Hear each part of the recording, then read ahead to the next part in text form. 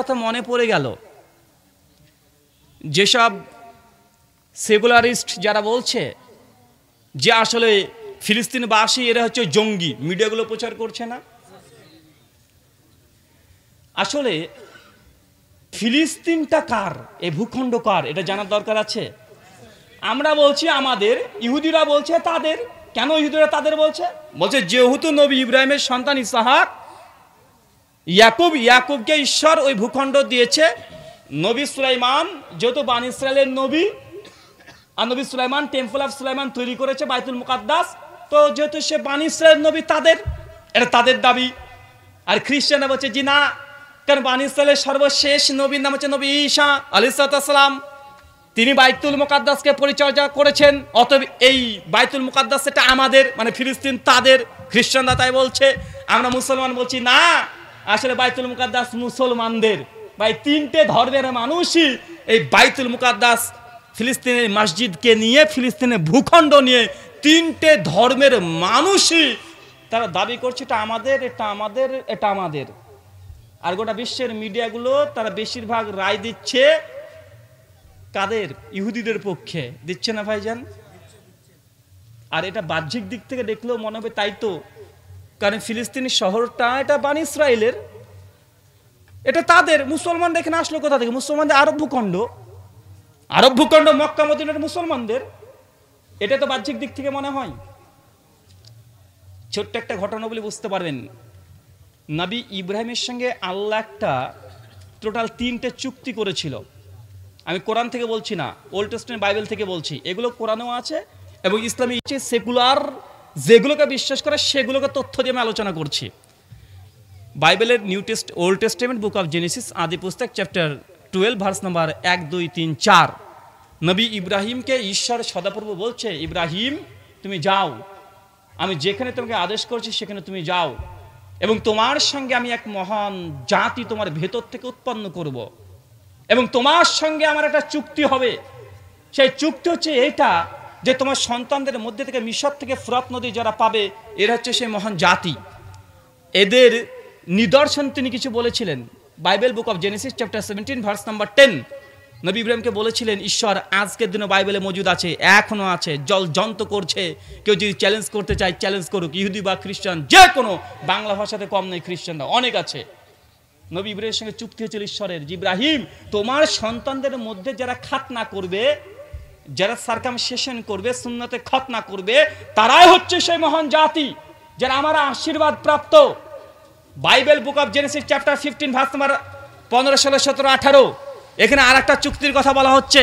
সদাপূর্ব ঈশ্বর তিনি বলছেন খ্রিস্টানদের, ইহুদিদের, ঈশ্বর বলছেন যে ইব্রাহিম তোমার এই বংশের মধ্যে থেকে মহান এক জাতি উৎপন্ন করব, যারা তোমার ওপরে আশীর্বাদ করবে, দোয়া করবে।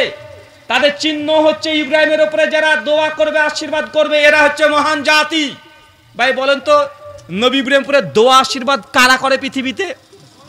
আরে মুসলমান না করে, দুরূদ ইব্রাহিম আমরা পড়ি কি পড়ি না?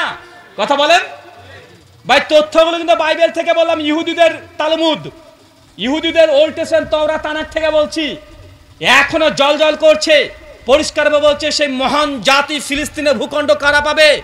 ইব্রাহিমকে বলছে তোমার সন্তানদের মধ্যে যারা তোমার উপরে দোয়া করবে, আশীর্বাদ করবে, তারাই এই ফিলিস্তিন শহর পাবে, তারাই এই ভূখণ্ড পাবে, তারাই রাজত্ব করবে এই ভূখণ্ড, তারাই, কারণ তারাই তোমার প্রকৃত ওয়ারিস, প্রকৃত সন্তান তারা, যারা তোমার উপরে দয়া করবে, দুরূদ পড়বে, আশীর্বাদ করবে, এরাই হচ্ছে তোমার সন্তানদের অন্তর্ভুক্ত। পৃথিবীতে কোনো ইহুদি খ্রিস্টান নেই যে তারা নবী ইব্রাহিমের উপরে আশীর্বাদ করে, দোয়া করে। একদিনও ইহুদি খ্রিস্টানরা নেই। কিন্তু মুসলমান প্রতিদিন নামাজের পরে দুরূদ পড়ি, আজানের পরে দুরূদ পড়ি, শুক্রবারে দুরূদ পড়ি, চলতে চলতে দুরূদ পড়ি। এটা আমাদের জন্য বাধ্যতামূলক ওয়াজিব, নামাজে দুরূদ পড়া। কথা মনে বুঝতে পারছেন না? কঠিন হচ্ছে আলোচনা, কঠিন হচ্ছে। 3টে বৈশিষ্ট্য পাওয়া গিয়েছে। 1, নবী ইব্রাহিমের সন্তানদের সবাই, ইসহাকও সন্তান, ইসমাইলও সন্তান। তবে প্রকৃত সন্তানকে কাকে ফিলিস্তিনের ভূখণ্ড দেবে? কাকে দেবে? নাম উল্লেখ করেনি, বৈশিষ্ট্য বলেছে ওল্ড টেস্টামেন্ট বাইবেলে। বলেছে যে সন্তান তোমার মধ্য থেকে চিরস্থায়ী খতনা করবে, মানে মুসলমানই দেবে, এরা হচ্ছে একটা নিশানা দেওয়া হয়েছে। দুই, তোমার উপরে যারা দুরুদ পড়বে এরা হচ্ছে সেই মহান জাতি যারা ফিলিস্তিনের ভূখণ্ড পাবে। এখন বলেন তো এই দুটো বৈশিষ্ট্য কাদের মধ্যে আছে? ইহুদি খ্রিস্টানের মধ্যে আছে না আমাদের মধ্যে? আমাদের মধ্যে আছে।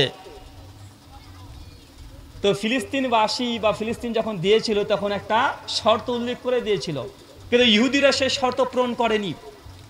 ইহুদিরা সেই শর্ত পূরণ করেনি। সূরা মাইদা দেখেন, সূরা নম্বর 5 আয়াত নম্বর 20 থেকে 26। কত বললাম? 5 নম্বর সূরার 20 থেকে 26 সবাই পড়বেন, মুখস্থ রাখেন। 5 নম্বর সূরার 20 থেকে 26 আল্লাহ সুবহানাহু ওয়া তাআলা মূসাকে গিয়ে বলছে, মূসা ইহুদিদেরকে গিয়ে বলো যে ফিলিস্তিনের ভূখণ্ড তোমাকে দিয়ে দিলাম। এই ফিলিস্তিনের ভূখণ্ড কাকে দিয়ে দিলাম? আল্লাহ বলছে মূসাকে, যাও তুমি গিয়ে বলো যে ফিলিস্তিনের ভূখণ্ড বনি ইসরায়েল তথা ইহুদিদেরকে আমি দিয়ে দিলাম। ওখানে যাও, বড় বড় কিছু দস্যু বদমাইশ ঢুকে পড়েছে ফিলিস্তিনের মন্দিরে তথা গির্জা মসজিদে, তাদেরকে মসজিদ থেকে বের করে দিয়ে তোমরা দখল করে নাও। তখন ইহুদিরা কি বলেছিল জানেন? কত বড় বদমাশ ওরা! তখন বলছে, মূসা ওই ফিলিস্তিনের মধ্যে এত বড় বড় দস্যুরা আছে, ওদের সঙ্গে লড়াই করতে পারবো না, আমাদের জমি দরকারও নাই, এই এখানে বসলাম, তুমিও তোমার আল্লাহকে যুদ্ধ করে বের করে দাও ওদের, তারপরে আমরা ঢুকবো। এটা ছিল কাদের জবাব? সূরা মাইদা আয়াত নম্বর 24 এই ভাষাটাই বলেছে। আর এটা বাইবেলেও আজকের দিনে মজুদ আছে। বুক অফ লেভিটিকাস 19 অধ্যায় 17 থেকে 19 নম্বর ভার্স আজকের দিনও আছে। সেই সময় ইহুদিরা চিৎকার করে গর্ব করে বলেছিল, আরে মূসা আমরা ফিলিস্তিনের মাঠে যাব না, ওখানে বড় বড় শত্রুরা আছে, আমরা গিয়ে মরবো নাকি? আমাকে গেলে তো মেরে করে দিবে, গেলেই মেরে দিবে। এক কাজ করো মূসা, তুমি আর তোমার আল্লাহ যাও, গিয়ে ওদের সঙ্গে যুদ্ধ করো, যুদ্ধ করে বের করে দাও, তারপরে আমরা সবাই যাব। এটা কারা বলেছিল? সেই সময় ইহুদিরা বলেছিল ফিলিস্তিন শহরে ঢোকে নাই, ফিলিস্তিনকে ত্যাগ করে দিয়েছিল আল্লাহ। তখন তাদেরকে 40 বছর ধরে তারা গোটা দেশ দেশ দেশ দেশ ঘুরিয়ে নিয়ে বেরিয়েছিল। 40 বছর ফিলিস্তিন আর ঢুকতে পেরেছিল না। এটা হচ্ছে ইহুদিদের সেই সময় একটা চরিত্র। আজকের দিনেও গোটা বিশ্ব জগতে এই ইহুদিরা আজকে গোটা বিশ্ব ছড়িয়ে ছিটিয়ে আছে, তারা একত্রিত হতে পারেনি, আজ পর্যন্ত হতে পারেনি। এই পয়েন্টটা কি বুঝতে পারলেন? সেই সময় ফিলিস্তিন শহরটা নেয়নি। আর এদের যে দুষ্টুমি শয়তানি, আপনি অবাক হয়ে যাবেন, এত বদ। সূরা বাকারা খুলেন, আয়াত নম্বর 60 থেকে 70 80 মধ্যে পড়তে শুরু করেন।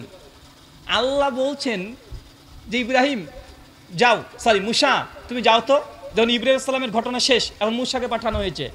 মূসা আলাইহিস সালাম গিয়ে বলছে তার কওমকে যে আমার উম্মাত, আল্লাহ বলেছেন তোমাদেরকে একটা গরু কুরবানি দাও। কি কুরবানি দাও? গরু কুরবানি। ইহুদিরা তখন বদমাস কি বলছে জানেন? বলছে মূসা তোমার আল্লাহকে জিজ্ঞাসা করো তো গরুটা কেমন দেবো, মোটা তাজা না শুকনা? মূসা আসলাম বলছেন আল্লাহ বলেছেন যে মোটা তাজা দাও।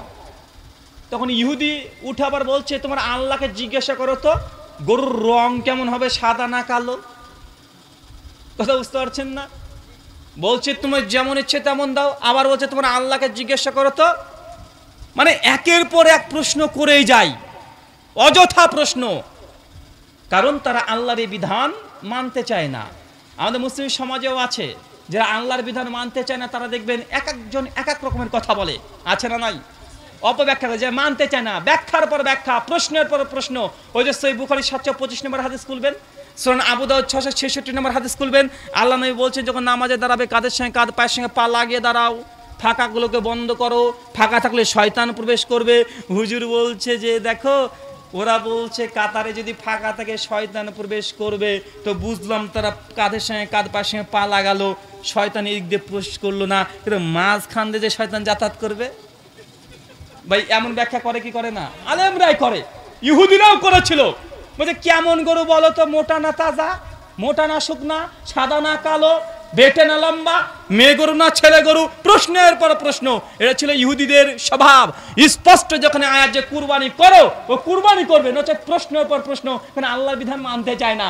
বর্তমান মুসলিমরাও দেখা যায় তারা এই কথা বলে, মানে তারা কাদের সঙ্গে কাঁধ, পায়ের সঙ্গে পা লাগাবে না, তার জন্য যুক্তির পর যুক্তি, যুক্তির পর যুক্তি, মাঝখানে ফাঁকাতে শয়তান ঢোকে না। এটা হুজুরের মাথায় পেশাব করেছে, আছে না নাই? আছে, দেখা যায়। কিছুদিন আগে একজন হুজুর বলছে আপনাদের বাংলাদেশের একদম এইবার মাথায় বুখারী শরীফ তুলেছে, বলছে ওয়াল্লাহি আল্লাহর কসম বুখারীর মধ্যে জোরে আমিন বলার কোনো হাদিসই নাই। আল্লাহর কসম, আল্লাহর কসম করে 3 বার বলছে যে আল্লাহর কসম বুখারীর মধ্যে আমিন জোরে বলার কোনো হাদিসই নাই। অথচ সহিহ বুখারী প্রথম খণ্ড 104 নম্বর পৃষ্ঠা বাব নাম্বার 95 হাদিস নাম্বার 780 81 82 83 পরপর 6খানা হাদিস আছে জোরে আমিন বলা আবু হুরায়রা রাদিয়াল্লাহু তাআলা আনহু থেকে। অথচ বক্তা প্রকাশ্যে জনসাধারণের সামনে বলছে আল্লাহর কসম বুখারীতে জোরে আমিন বলার হাদিস নাই। আসলে বক্তা কিন্তু ঠিকই বলেছে, কেননা ওই বক্তা যে বুখারী শরীফটা কপালে মাথায় তুলে ধরেছিল ছিল 2য় খণ্ড। কোন খণ্ড? আর আমিন বলার হাদিস ছিল 1ম খণ্ডে। 2য় খণ্ডে আমিন জোরে বলার হাদিস নাই। ও কিন্তু ঠিকই বেঁচে গেছে, কথা বুঝতে পারলেন না? ও যে কসম করে যেটা ভুল নয়, কেন বলেছে এই দেখেন বুখারী মাথায় নিলাম, নিয়েছে 2য় খণ্ড, আর বলছে আল্লাহর কসম এই বুখারীর মধ্যে জোরে আমিন বলার একটা হাদিস নাই। আসলেই বুখারীর 2য় খণ্ডে নাই, আছে 1ম খণ্ডে। বক্তা বলছে যারা নবীকে নূরের তৈরি, যারা নবীকে নূর মানে না তারা কাফের, তাদের 2 তালাক 8 তালাক। যারা নবীর নূরে বিশ্বাসী নয় তারা কাফের, তারা কাফের। ভাই বলছে কি বলছে না? আসলে বক্তা ঠিকই বলেছে, যারা নবীকে নূর মানে তারা কাফের হয়ে যাবে। কেন? কারণ আল্লাহ কোরআনে নবীকে নূর বলেছে। সূরা মাইদা আয়াত নাম্বার 15 কদ জাকুম মিনাল্লাহি নূর ওয়া কিতাবুন মুবিন। আল্লাহ বলছে তোমাদের কাছে নূর পাঠিয়েছি, এই নূর মানে মুহাম্মদ, আর কিতাবুল মুবিন মানে আল কোরআন। সমস্ত মুফাসসিররা একমত এখানে নূর বলতে নবী মুহাম্মদ সাল্লাল্লাহু আলাইহি সাল্লামকে বোঝানো হয়েছে। তাই বক্তা চ্যালেঞ্জবাজি করে বলছে যারা নবীকে নূর স্বীকার করে না এরা কাফের, কাফের, এদের বউ 8 তালাক। আছে না ভাইজান? ও কিন্তু ঠিকই বলেছে। মানুষ বলবে দেখ বক্তা কত বড় বক্তারে ভাই চ্যালেঞ্জ করছে, কত বড় বক্তারে ভাই চ্যালেঞ্জ করে দিল, 100 কোটি টাকা চ্যালেঞ্জ করছে বক্তা যে নবীর নূর আমি প্রমাণ করবই। আসলে যদি চ্যালেঞ্জ যে বসে আসলে সে জিতেই যাবে। কেন? আসলে নবীজির নূর। কিন্তু আমাদের সমস্যা কি নবীর নূর নিয়ে না নবীর নূরের তৈরি নিয়ে? কথা বুঝতে পারলেন না? একটা নূর আর নূরের তৈরি পার্থক্য আছে না নাই? আল্লাহ কোরআনে সূরা ইব্রাহিমের 1-2 নম্বর আয়াত আল্লাহ কোরআনকে নূর বলেছে। কোরআনকে কি বলেছে? নূর। আল্লাহ তাওরাতকে, জাবুরকে, ইনজিলকে, সূরা মাইদা আয়াত নম্বর 31 থেকে 46 পর্যন্ত এই 3টে গ্রন্থকে আল্লাহ নূর বলেছে। সেই মুসলিম হাদিস না 853-তে আল্লাহ নবী বলছে সালাতুন নূর, নামাজ হচ্ছে নূর। এখন এগুলোকে আল্লাহ নূর বললেন, এখন নূর মানে কি নূরের তৈরি? কথা বলেন। কোন জিনিসকে নূর বলা আর সেটাকে নূরের তৈরি বানিয়ে দেওয়া পার্থক্য আছে না নাই? সাধারণ জনতা আমরা বুঝি না। বলছে দেখ বক্তা চ্যালেঞ্জ করেছে, কোরআন থেকে দেখাচ্ছে নবীজি নূর, কিন্তু নূরের তৈরি এই শব্দ কোরআন হাদিসে নাই। তার মানে চ্যালেঞ্জ কিন্তু ঠিকই আছে, ঠিক জায়গাতে আছে না নাই? কথা বলেন। চ্যালেঞ্জ কিন্তু ঠিক জায়গাতে আছে, কিন্তু মানুষকে কি করছে এমন ভাবে বলছে যে মানুষ ভুল মেসেজ নিয়ে যাচ্ছে। এটা প্রথম থেকে ইহুদিদের একটা কৌশল ছিলই, যে মানুষকে এমনভাবে কথা বলতো যে আসলে তারা কিতাব ঠিক পড়ছে কিন্তু অর্থটাকে বিকৃত করে দিত। পড়ছে ঠিক, পড়ছে যে আল্লাহ নবীতে কোরআনে আল্লাহ নবীকে নূর বলা হয়েছে, যখন অনুবাদ করছে তখন যে নূরের তৈরি। আছে না ভাইজান? আল্লাহ সুবহানাহু ওয়া তাআলা আমার এই উম্মাকে তুমি বোঝার তৌফিক দান করো। সকলে পড়ি আল্লাহুম্মা আমিন। সম্মানিত সুধী, এখান থেকে 3টে কথা আপনাকে বোঝানোর চেষ্টা করলাম। 1, ফিলিস্তিন এর অধিকার মুসলমানদের। কার? মুসলমানদের। এটা বাইবেল ওল্ড টেস্টামেন্ট থেকে প্রমাণিত, ইহুদিদের ধর্মগ্রন্থ থেকে প্রমাণিত। ফিলিস্তিনের ভূখণ্ড ইসরায়েল তথা ইহুদিদের 1 ইঞ্চি জায়গা এটা তাদের নয়, বরং এরা তারা জবরদখল করে নিয়েছে। 1945 খ্রিস্টাব্দের আগের ম্যাপ পৃথিবীর দেখেন, পৃথিবীতে ফিলিস্তিন বলে কোনো জায়গায় ছিল না। দেখেন 1945-এর আগের ম্যাপ দেখেন পৃথিবীতে, এখনই গুগল করেন, লিখেন 1945-এর আগের পৃথিবীর ম্যাপ দেখেন, ইসরায়েল বলে কোনো রাষ্ট্র ছিল না, কোনো দেশ ছিল না। কত খ্রিস্টাব্দের আগে? 1945-এর আগে। সেই সময় মুসলমানরাই ছিল, মুসলমানরাই ভূখণ্ডের মধ্যে ছিল। ফিলিস্তিনের ঘটনা কি হয়েছিল 2 মিনিটের একটা গল্পের আকারে বলে দিয়ে আলোচনা শেষ করে প্রশ্ন উত্তরে ঢুকবো। আমি কোথাকার মানুষ? ভারতের। আমি ধরেন গভীর রাত্রিতে দৌড়তে দৌড়তে ছুটতে ছুটতে আপনাদের গ্রামে চলে এসেছি। এসে আপনাদের মাদ্রাসা আছে, আজকে যে সালাফিয়া মাদ্রাসায় শেখগণ আছেন, আমি গিয়ে রাত্রে ঠক ঠক করে বাড়ি দিচ্ছি, যখনই শেখ গেট খুলছে, আরে রাহুল ভাই আপনি? জি ভাই আমি। তো কি হয়েছে ভাই? আমার দেশ থেকে আমাকে নির্যাতন করে তাড়িয়ে দিয়েছে, আমাকে আমার দেশে থাকতে দিচ্ছে না, আমাকে দেশে থাকলে আমাকে হত্যা করে দিবে অথবা জেলে দিয়ে দিবে, এই জন্য ভাই আমি কোনো রকম পালিয়ে এসেছি, ভাইজান আমাকে একটু আশ্রয় দেন।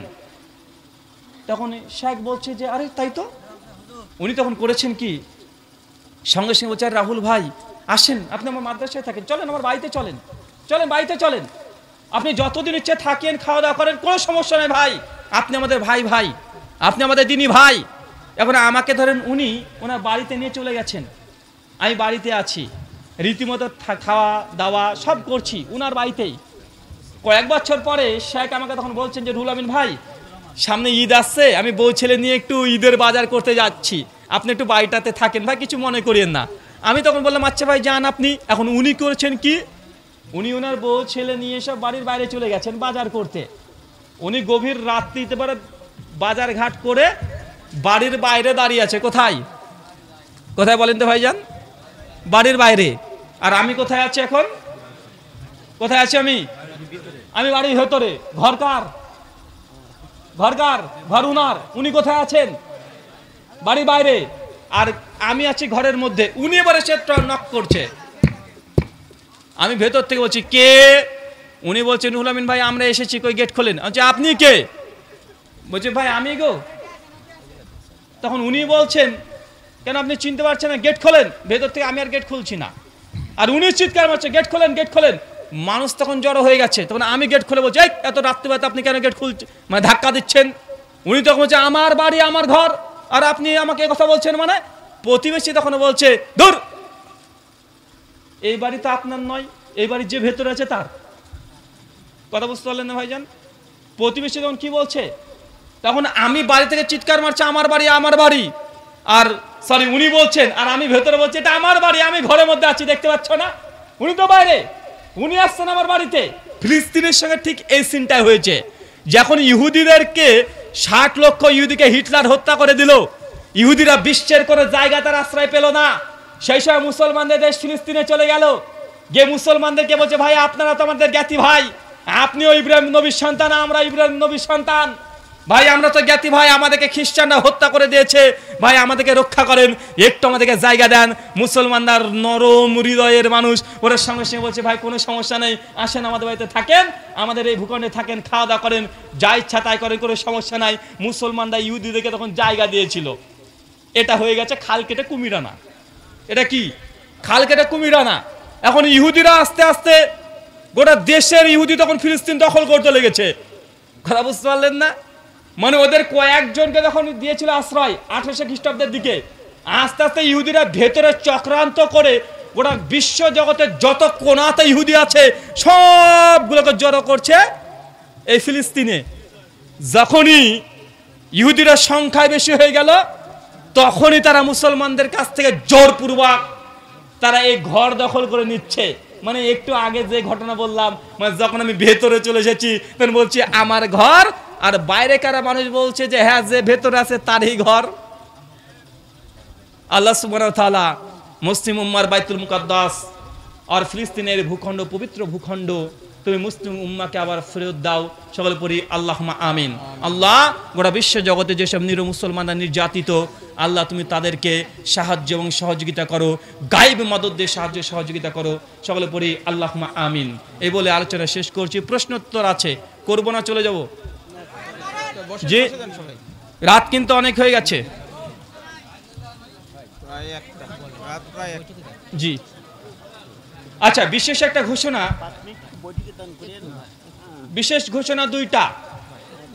এক হচ্ছে আমার লেখা বই, আমার লেখা বই বেশ অনেকগুলোই এবছরে বের হয়েছে। যারা আপনারা বই নিতে চান স্টেজে চলে আসবে, আপনারা বই সংগ্রহ করতে পারবেন। এক ভাই আপনারা বসে পড়েন, আর আপনারা চলে গেলে আমরা চলে যাব। প্রশ্নোত্তর আছে, আর মজলিসে যারা আছেন জানেন এটা মাদ্রাসার খালি হাতে যাব না। জি প্রশ্ন দ্রুত আপনারা বসে যান ভাই, একটু প্রশ্নোত্তর পর্ব আছে, সবাই বসে যান। জি জি শুকরান জাযাকাল্লাহ খাইরান। প্রশ্ন উত্তর পর্ব যাচ্ছি, খুব ইন্টারেস্টিং পর্ব, আশা করি সবাই বলবেন এবং মনোযোগ সহকারে শুনবেন। প্রথম প্রশ্ন, সুন্নি আলেম আলাউদ্দিন জিহাদির সাথে আপনি ডিবেটে যাবেন কি না, কি বিষয়ে এটা লেখে নাই, ডিবেটে যাবেন কি না? ওয়ালাইকুম আসসালাম ওয়া রাহমাতুল্লাহি ওয়া বারাকাতুহু। আলাউদ্দিন জিহাদি সাহেবের সঙ্গে ডিবেটে যাব কি যাব না এটা জানতে চেয়েছেন। আসলে তার সঙ্গে আমার অনলাইনে কয়েকবার ডিবেট হয়েছে, ভিডিও আদান প্রদান, এক তারাবি এক তাহাজ্জুদ নিয়ে প্রায় 17খানা ভিডিও আদান প্রদান হয়েছিল। 19খানা আমার প্রশ্নকে হজম করেছিল। যারা দেখেন না তারা ইউটিউব থেকে দেখে নেবেন। এই কিছুদিন থেকে উনি আমার মানে কয়েকটা ভিডিও জবাব দেওয়ার চেষ্টা করেছেন সে বিষয়টায়, যে আমি নবীদেরকে ইহুদি বলেছি। গোটাটা আপনাদেরকে বিশ্লেষণ করে পুরো ইতিহাসটা আবার শুনিয়ে দিলাম। এটা তাদের একটা ভুল ব্যাখ্যা, ভুল ধারণা। কিন্তু আমি একটা কথা বলেছিলাম, তিনি এখন পর্যন্ত জবাব দেয়নি। যখন তিনি এই কথা বলেছিলেন তখন আমি বলেছিলাম যে বেরলবিদের বই সাবে সানাবেল শরীফ 255 নম্বর পৃষ্ঠায় সুন্নিদের বড় আল্লাহর ওলি, তার কাছে একজন ব্যক্তি এসেছে মুরিদ হতে, আর শিবলি রহমাহুল্লাহ তিনি বলছেন যে তুমি কিস তারা কালেমা পড়তে হো। মুরিদ তখন বলছে কালেমা লা ইলাহা ইল্লাল্লাহ মুহাম্মাদুর রাসূলুল্লাহ। তখন বেরলবিদের তথা সুন্নিদের পীর সাহেব তিনি বলছেন ইউ না কাহো বলকে এ কাহো লা ইলাহা ইল্লাল্লাহ শিবলি রাসূলুল্লাহ। বলে নাউজুবিল্লাহ মিন জালিক, নাউজুবিল্লাহ। মুরিদ হতে এসেছে সুন্নিদের বড় পীরের কাছে। পীর সাহেব বলছে তুমি কিভাবে কালেমা পড়ো? উনি বলছেন কালেমা লা ইলাহা ইল্লাল্লাহ মুহাম্মাদুর রাসূলুল্লাহ। সঙ্গে সঙ্গে সুন্নিদের পীর সাহেব তখন বলছেন যে ইউ না কাহো, এইভাবে বলো না, বলকে এ কাহো, মানে এইভাবে পড়ো। কি পড়বে? লা ইলাহা ইল্লাল্লাহ শিবলি রাসূলুল্লাহ নাউজুবিল্লাহ মিন জালিক।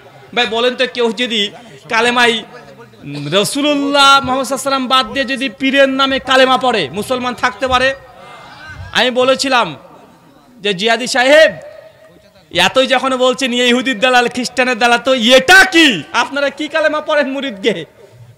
চিশতি রাসূলুল্লাহ। এটার জবাব এখন পর্যন্ত আসেনি, এটার জবাব এখনো দেয়নি। আমি আর একটা বলেছিলাম, এ বইটার নাম হচ্ছে আহকামে শরিয়াত। কি নাম বললাম? আহকামে শরিয়াত। এই বইটার 119 নম্বর পৃষ্ঠা একটা ফতোয়া পড়ব, শুনবেন। 119 নম্বর পৃষ্ঠার একটা ফতোয়া আছে। এই ফতোয়াটা আপনাদের জেনে রাখাও ভালো হবে। বইটার নাম হচ্ছে আহকামে শরিয়াত। কি বইয়ের নাম? আর এই বইটা যেমন তেমন লেখক না, এই বইয়ের লেখকের উপরে একটা কলম ধরার মতো হিম্মত গোটা বিশ্বের কোনো সুন্নিদের হবে না, মানে তথাকথিত যেসব সুন্নিগুলো আছে। লেখকের নাম হচ্ছে আলা হযরত ফাজলে বেরলভি, মুনাজির ইসলাম, মুনাজির মিল্লাত, অনেকগুলো টাইটেল বললে 1.5 পৃষ্ঠা হবে, আমি কয়েকটা বললাম। তার নাম হচ্ছেন আহমদ রেজা খান বেরলভি। উনার বই, উনার ফতোয়ার কিতাব, বইটার নাম হচ্ছে আহকামে শরিয়াত। পৃষ্ঠা নাম্বার 119। পৃষ্ঠা কত? 119। এইখানে একজন ব্যক্তি প্রশ্ন করেছেন, আহলে হাদিস আর দেওবন্দি এদের হাতের জবাই করা প্রাণী খাওয়া কি যাবে? যে তারা বিসমিল্লাহ বলেও জবাই করে, ঠিক আছে, এটা প্রশ্ন ছিল। আর ইহুদি এবং খ্রিস্টানদের জবাই করা প্রাণীর মাংস খাওয়ার বিধান কি? এবার ফতোয়া কি দিচ্ছে দেখেন। জবাব, উনি বলছেন ইহুদিদের জবাইকৃত পশু হালাল যদি আল্লাহর নামে জবাই করে, ঠিক আছে, এটা কোনো সমস্যা নেই, কোরআনে আছে আয়াত, সূরা মাইদা 5 নম্বর আয়াত। অনুরূপ প্রকৃত নাসারাদের জবাইকৃত পশু হালাল, মানে খ্রিস্টানরা যদি জবাই করে আল্লাহর নাম নিয়ে তবুও হালাল, এটাও ঠিক আছে, কোরআনের আয়াত, মুসলিমদের ইজমা আছে। 2, নেচারি প্রকৃতিবাদী বর্তমান নব্য নাসারা এবং যারা ওয়াহাবি, দেওবন্দি এবং গায়র মুকাল্লিদ, কি বললাম কথা বলেন, কি বলছে? দেওবন্দি, ওয়াহাবি, গায়র মুকাল্লিদ, মানে গায়র মুকাল্লিদ উদ্দেশ্য আহলুল হাদিস। অর্থাৎ দেওবন্দি এবং আহলে হাদিস শেখ দেখবেন কি অত ভয়ঙ্কর কথা লিখছে। এসব জবাইকৃত পশু নাপাক। বলছে কোনো দেওবন্দি যদি কোনো প্রাণী জবাই করে আল্লাহর নাম নিয়ে, এবং আহলে হাদিস যদি কি রে ভাই কেউ উঠেন না, রাত হয়ে গেছে, চলো এই ইসমাইল কই, ফোন দেন কি হচ্ছে, ফোন দেন ভাই, 1টা বেজে গেছে, চলে 1টা বেজে গেছে, আর দিন না, অনেক হয়ে গেছে। মনে হয় পীর সাহেবের কথা বলছি তো, পীরে বুনে কারামতি দেখাচ্ছে, তাই না? যে বেটা আবার পীরের নামে বদনাম করিস, দ্বারা তোর কারেন্ট উড়িয়ে দেবো, কারেন্ট চলে গেছে। আচ্ছা, এখানে কি বলছে শেষ করে দিই। ও যে ওয়াহাবি, দেওবন্দি, গায়রে মুকাল্লিদ এরা যদি কোনো প্রাণী জবাই করে আর একবার নয় 1,00,000 বার বিসমিল্লাহ বলে, তবুও খাওয়া যাবে না। ইহুদি খ্রিস্টানে একবার বিসমিল্লাহ বললে জায়েজ, কিন্তু আহলে হাদিস আর দেওবন্দিরা যদি 1,00,000 বার বিসমিল্লাহ বলে প্রাণী জবাই করে, তাহলে খাওয়া যাবে না। এটা কাদের ফতোয়া? সুন্নিদের ফতোয়া। আমি এই জন্য বলেছিলাম ইহুদি প্রীতি কাদের বাবা? ইহুদিরা একবার বিসমিল্লাহ বলে যদি প্রাণী জবাই করে, তারা বিরিয়ানি খাবে, তারা রোস্ট করে খাবে, চাউমিনের সঙ্গে মিশিয়ে খাবে, বউকে নিয়ে গিয়ে খাবে, খাটের পুরে বসে খাবে, রাস্তাতে দাঁড়িয়ে খাবে। কিন্তু কোনো আহলে হাদিস যদি 1,00,000 বার বিসমিল্লাহ বলে একটা মুরগি জবাই করে দেয়, এই মাংস খাওয়া নাকি জায়েজ না, হারাম। কেন? আহলে হাদিস এবং দেওবন্দিরা হচ্ছে মুরতাদ। কি বলেন তো ভাইজান? মুরতাদ। ভাই বলেন তো, এদেরকে নিয়ে ঐক্য করবেন? যারা আমাদেরকে মুরতাদ মনে করে, যারা আমাদেরকে ইসলাম থেকে খারিজ করে দিচ্ছে, দেওবন্দিদেরকে আর আহলে হাদিসদেরকে। তা আমি এই কথা বলেছিলাম যে এই ফতোয়া কোরআন হাদিস দিয়ে প্রমাণ করে দিও। এখন পর্যন্ত এই বিষয়ে কোনো কথা বলেনি, বাকিটা ভাসছে আর হজম হচ্ছে। শুকরিয়া। আচ্ছা, এখানে প্রশ্ন করেছেন আপনি সহিহ আকীদায় আসলেন কিভাবে? আপনি জন্মসূত্রে কোন মাযহাবের? বুখারী হাদিস না 1358, প্রত্যেক আদম সন্তান জন্মগ্রহণ করে মুসলিম অবস্থায়, তো আমরা জন্মসূত্রে মুসলিম। এই পথে আসলেন কিভাবে, এই বিষয়ে পরে ডিটেল একটা আলোচনা আছে, বাংলাতে লিখবেন, ইউটিউবে গিয়ে ব্রাদার রাহুল হোসেনের পরিচয় 70 মিনিটের আলোচনা আছে, ওইখানে পেয়ে যাবেন। শুকরিয়া। দেখেন আব্দুর রাজ্জাক শাইখের মতো উত্তর দেওয়া হবে এবার। হ্যাঁ, কি লিখেছে ভাই? 18 অনলাইনে নাকি? আচ্ছা, অনলাইনে টাকা পয়সা উপার্জন করা কি হালাল হবে? আজ কত তারিখ? আজ 20 অক্টোবর 2023, শুক্রবার রাত্রি প্রায় 12টা পার। এ পর্যন্ত জায়েজ নয়, পরবর্তী সময় পরিবর্তন হতে পারে, ইউটিউব যদি মত চেঞ্জ করে। শুকরিয়া। সওজল রসের সম্পর্কে আপনার মন্তব্য কি? ও মানে পরিষ্কারভাবে কঠোরপন্থী একজন মুনকিরে হাদিস অস্বীকার করি। শাইখুল ইসলাম ইবনে তাইমিয়া সহ জুমহুর মুহাদ্দিস ফুকাহাগণ বলেছেন, যারা মুতাওয়াতির হাদিসকে অস্বীকার করে দেয় তারা মুসলিম নয়। কবরস্থানে জানাজার নামাজ পড়া যাবে কি? কবরস্থানে জানাজার নামাজ পড়া যাবে কি যাবে না? কবরস্থানে জানাজার নামাজ না পড়াই উত্তম। অনেকে মত দিয়েছেন জানাজার জন্য অন্য কোনো জায়গা দেখাটাই ভালো।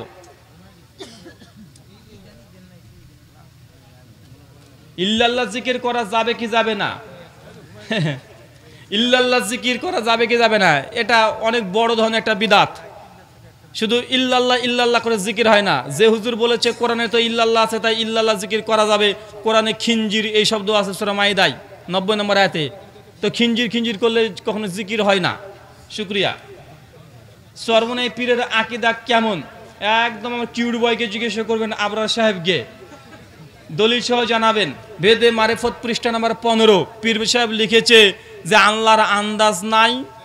এটা হচ্ছে চরমনাই পীর সাহেবের একটা আকীদা। ভেদে মারেফত আশিকে মাসুক পৃষ্ঠা নাম্বার 35 বলেছেন যে পীর সাহেব যদি বলেন, আদেশ করেন, একদম প্রস্রাবের মধ্যে নিজে যায় নামাজটাকে চুবিয়ে নিতে হবে, তারপর দাঁড়িয়ে নামাজ পড়তে হবে, তবুও মুরিদ মানতে বাধ্য। এর নাম হচ্ছে মুরিদ, এর নাম মুরিদ না, এর নাম হচ্ছে বলদ। শুকরিয়া। বর্তমান সমাজে ইসরায়েল ফিলিস্তিনি ইস্যু নিয়ে অন্য ঘরানার আলেমগণ আহলুল হাদিস আলেমদের গালাগালি করছে, এ নিয়ে আপনার মতামত কি? যারা গালাগালি করছে এটা ছাড়া জানে না, এটা ছাড়া কিছু জানে না, চিল্লাচিল্লি করতে পারে। বেটা তুই জানা, তুই যাই করে আয়। কেউ কিবোর্ডে যুদ্ধ করে, কেউ মাইক ফেলে যুদ্ধ করে, আছে না ভাইজান? এমন ভাব করছে যে আবু বকর জাকারিয়া স্যার যেহেতু বলেছে এটা জায়েজ নয়, বা আহলেসের দুই একজন আলেম বলেছে এটা বিরোধিতা করেছে, তো ওদের ফতোয়ার অপেক্ষায় আছে। মানে আবু বকর জাকারিয়া যদি আজকে বলে দেয় যে ফিলিস্তিনদের চলে যেতে হবে, মনে হচ্ছে সব দল বেঁধে চলে যাবে। মানে জাকারিয়া স্যারের অপেক্ষায় আছে নাকি? আরে ভাই তোদের নিকটে যাস, তোরা জানা কথা বুঝতে পারলেন না ভাইজান? মাইকে চিল্লাচিল্লি কেন? মনে করছে যে মতিউর রহমান মাদানী যদি ফতোয়া দিয়ে দেয় আর আবু বকর জাকারিয়া ফতোয়া দিয়ে দেয় সবাই চলে যাবে। আরে ভাই তোমরা জায়েজ মনে করছো তোমরা যাও, যারা জায়েজ মনে করছে না যাবে না। মানে আমাদের ফতোয়া যতক্ষণ না হবে এসব হুজুরদের উপরে থেকে জিহাদ ফরজ হবে না। এগুলো মাইক গরম করা ছাড়া কিচ্ছু না। আচ্ছা, এখানে প্রশ্ন করেছেন সাজদায় যাওয়ার সময় আগে হাত পরে হাঁটু, আগে হাত রাখতে হবে। সুনান আবু দাউদ হাদিস নাম্বার 840 আবু হুরায়রা থেকে বর্ণনা আছে। আর সুনান আবু দাউদ হাদিস নাম্বার 839 যে হাদিসটা আছে ওয়াইল বিন হুজর থেকে, যে আগে হাত রাখতে হবে, আগে হাঁটু পরে হাত, এই হাদিস সহিহ নয়। এখানে শারিক আল কাজী একজন রাবী আছে, সমস্ত মুহাদ্দিসদের ঐক্যমতে যায়িফ। আমার একটা বই আছে আহলাল সানাফি মাযহাব ইখতিলাফ নিরাসান, ওই বই পেয়ে যাবেন। জি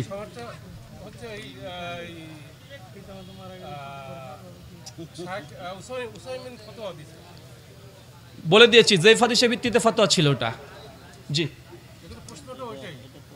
আমার বইটা আছে আহলাল সানাফি মাযহাব ইখতিলাফ নিরাসান।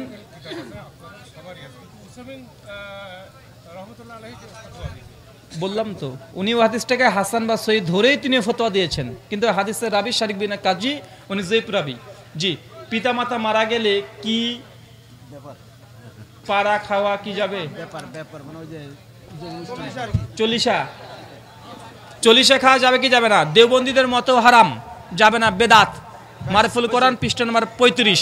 শুকরিয়া, জাযাকাল্লাহ খায়রান, বারাকাল্লাহ ফিকুম। আল্লাহ যে কথা বললাম প্রথমে আমাকে, তারপর আপনাদের প্রত্যেককে আমল করার তৌফিক দান করো, সকলে পড়ি আল্লাহুম্মা আমিন। এই বলে আজকের মতো আলোচনা শেষ করলাম। ওয়া মা আলাইনা ইল্লাল বালাগ।